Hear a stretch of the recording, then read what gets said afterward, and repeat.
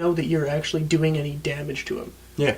Because he doesn't really drop or, make a noise. He doesn't flinch, he just keeps moving.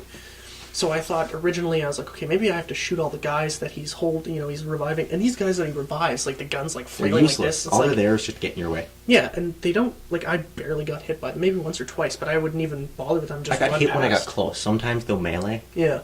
And they're pretty reliable when they're melee, but, they're running like chicken with one foot. Just imagine a rag doll, just like, a guy who's already dead just flailing around the screen, like holding a gun and sort of shooting wildly in the air.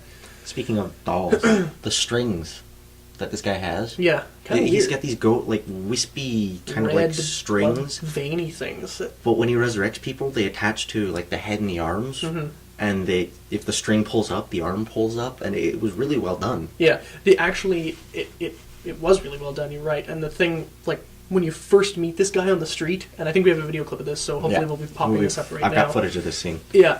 The first time you see them too, which really creeps you up. You don't know what to expect. What is this? And then all of a sudden he's just like, "Rah!" And this noise comes up, and it actually scares the shit out of you. Yeah. It's pretty intense. Unfortunately, the enemy isn't really that fun to fight. You fight him about 3 or 4 different times. Yeah, a few times.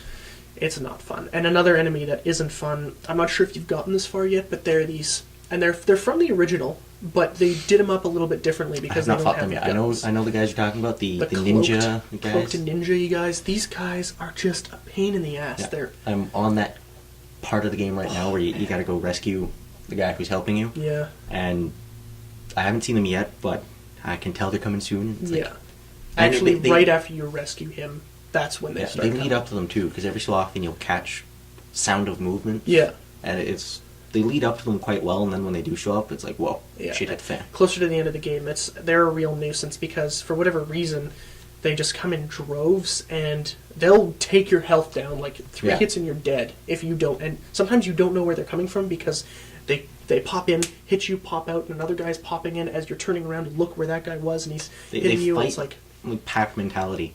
It's a hit and run. As one guy hits you on his way out, another guy is already on his way in to hit you from another side. Yeah. And it's just those pack mentality characters are always a pain in the ass to fight. And a thing I noticed is they really relied on these enemies for a scare tactic because they didn't, I guess maybe they didn't have enough story to tie in, Alma coming in, like doing some sort of psychological thing or whatever. But these characters will just come in and they'll be like, all of a sudden you'll be walking, right? And you'll have just cleared a room and then all of a sudden, and this guy just like comes up and it's like a weird sort of translucent thing and it's like, you can see a slight distortion. Yeah, so you know something's there, but you're not, fast enough to, pull your gun out and start shooting at him, so he always gets a hit in on you, and it's a real pain in the ass. And they rely on that as a scare tactic, and it doesn't work. It doesn't work for me. The game... It'll probably get me once or twice, but once you get used to how they work, I think I'll be fine with it. Yeah. This game was quite disappointing. Moving on, though. Yeah. Another game, a big game. This is like if you own a PS3.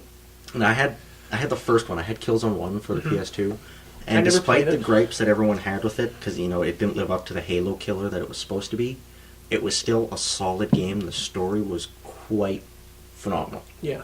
That's one of the things I've been hearing. And the thing about Killzone is that the fans who love it, they love it. It's the story that just drives it, and they feel like they're a part of this universe. Yeah. And like when you start this game, they don't really give you much backstory of Killzone 1. In fact, really none at all. No. But that's okay. That's okay because the way they started off though, it starts off kind of reverse to Killzone 1. Killzone 1 starts off with the Helghast making their attack on the ISA and the planet Vecta, and the second one starts off with the ISA making their retaliatory assault on Helgen. On Helga. It's called Helgen. All right. Yeah. So they're making a retaliatory attack. So in its own, it's just part 2 of the whole war. But the way it starts, it can be its own game. You don't have to know anything really about the first one, because anything that's important that you need to know, they filled you in on it. Yeah.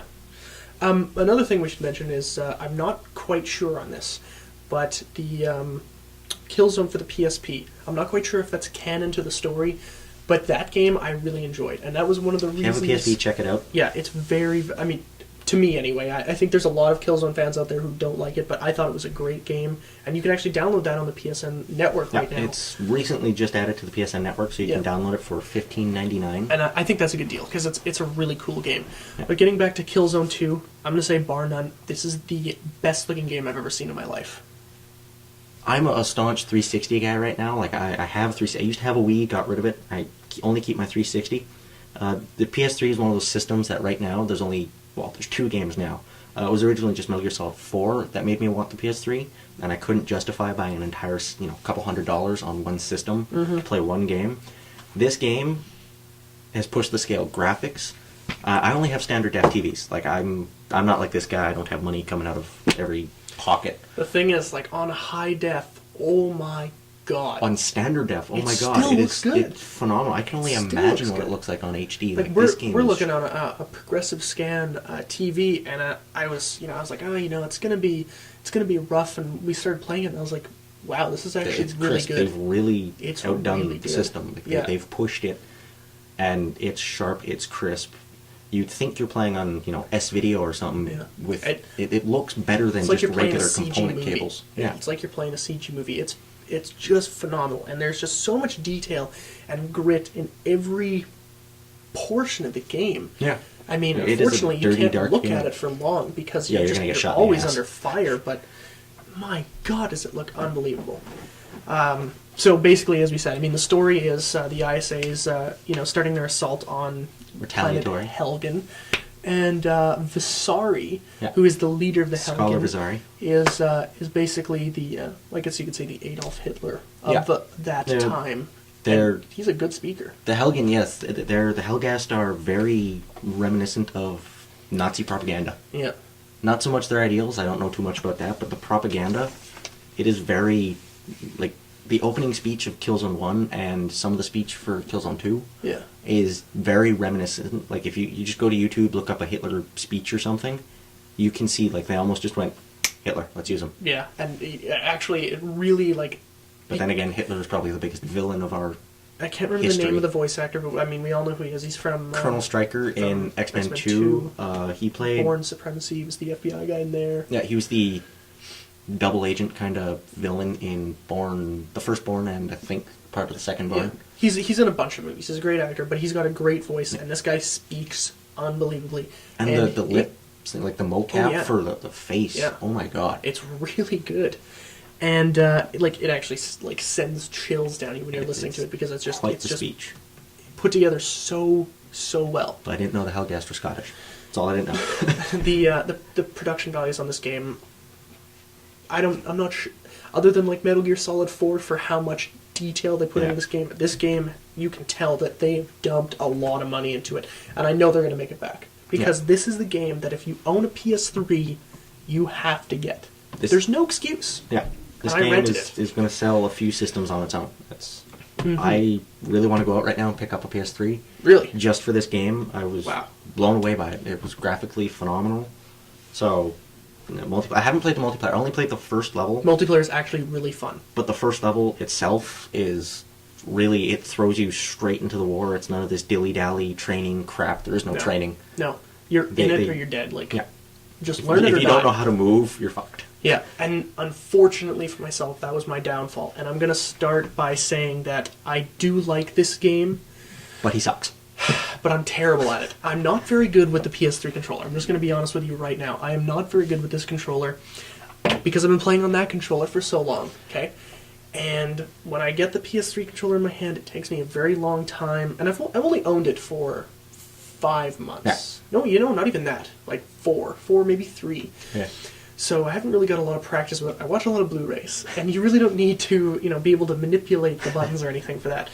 So I die a lot, and I'm on the easiest setting, okay? Because I started on. I think that put you to shame, and I haven't even used a PlayStation since 5 years ago. But you've died a lot, though. I've died a lot, but I still probably put you to shame. Well, because you stuck with Trooper. I went down from Trooper to, I think it's Recruit. Yeah. And I'm still getting killed, and it's really making me not want to play the game anymore. It's relentless, though. It's one of those games that you're going to enjoy when you get to the end, because of all the blood, sweat, and hopefully no tears for any of you into it, but... You're going to put a lot of effort into this game, and hopefully the end is going to be just as rewarding as playing it. It's It's really good. I have a few gripes. Quickly, the game's fucking hard. I'm just gonna say it. It's just, for me, it is so hard. I like a hard first person.